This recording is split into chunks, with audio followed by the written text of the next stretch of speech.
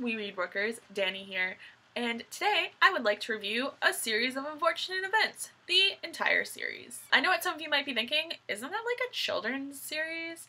Technically it is, but it's definitely one that can also be enjoyed by adults. I picked it up because one of my friends told me I'd enjoy it a lot more than I thought I would. I figured it was at least 13 easy books that I could whip through at the beginning of the year and really just increase my amount of books read for the year. But as I got into it, it turned out to be a really amazing series. Lemony Snicket, which is actually a pen name for Daniel Handler, is a very intelligent and witty writer. He's able to slip things into chapters and books way earlier in the series that at the time seemed to have absolutely no significance but come up way later in the series. For instance, there was a small detail in book 2 that I didn't really think much of that came up in book 11 as something majorly significant.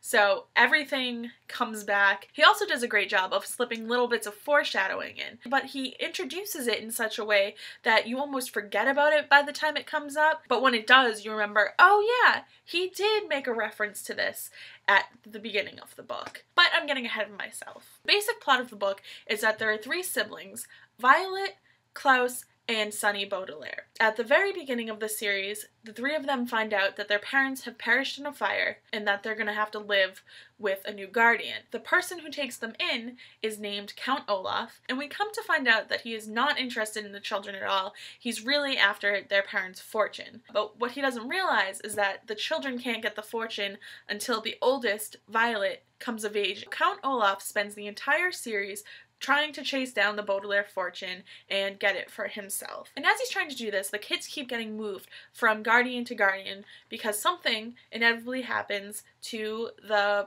guardian that they're staying with. I don't want to give anything away because I want everybody to be able to read the series, but needless to say, in each book there's a different setting and a different guardian or different situation that the children and Olaf find themselves in. Olaf gets around by disguising himself rather poorly, though the adults in the book don't ever seem to be able to see through his disguise. This was a point of contention for me. It actually really annoyed me that the adults never seemed to know it was Count Olaf. The Baudelaires seemed to think it was pretty obvious. I brought this up with my friend Jeremy, who was the one who recommended the books to me, and he had a very interesting point about it. He said, "I think it's interesting that Lemony shows how little the adults take children seriously, even when they are correct. I think that's why he made the adults so frustrating," which is definitely a point that comes up later in the book series, that no matter how many times the children try to get authorities to take them seriously, they never would. And eventually they would be proven right. That is just the basic plot of the books.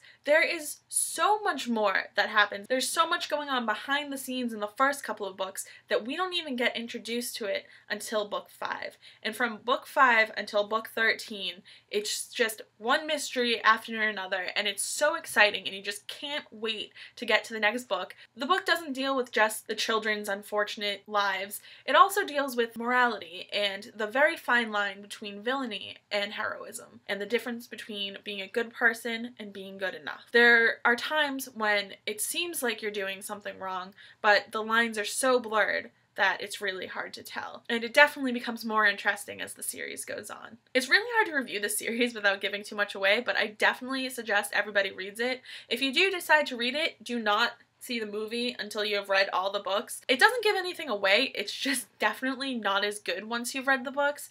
I read the first 3 books in preparation for the movie to come out back in 2004, and I kind of really regret it. Don't get me wrong, Jim Carrey does a great job as Count Olaf, and the kids did a really amazing job in the movie. It's just so different from the books. Everything is out of order, and you don't find out some of the best plots from the book series. So I'm actually surprised that Daniel Handler signed off on this movie because I thought it was a huge disappointment after reading the books. The best part about these books is that the series doesn't end with the end, which is conveniently the name of the final book. There are supplementary materials that you can get. I haven't read all of them yet. I've only read one of them, the Beatrice letters, and Beatrice is a character who doesn't appear much in the series, but you're very familiar with her by the end. There's also the unofficial autobiography of Lemony Snicket, which should give more information about the books as well. So I'm really excited to read that. So that pretty much covers this series. I hope you guys enjoyed this review. Make sure to like, comment, and subscribe for future reviews on this channel,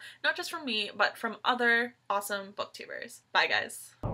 I'd also like to know what Rita Skeeter, Dolores Umbridge, and Peter Pettigrew are doing on the cover of the 12th book.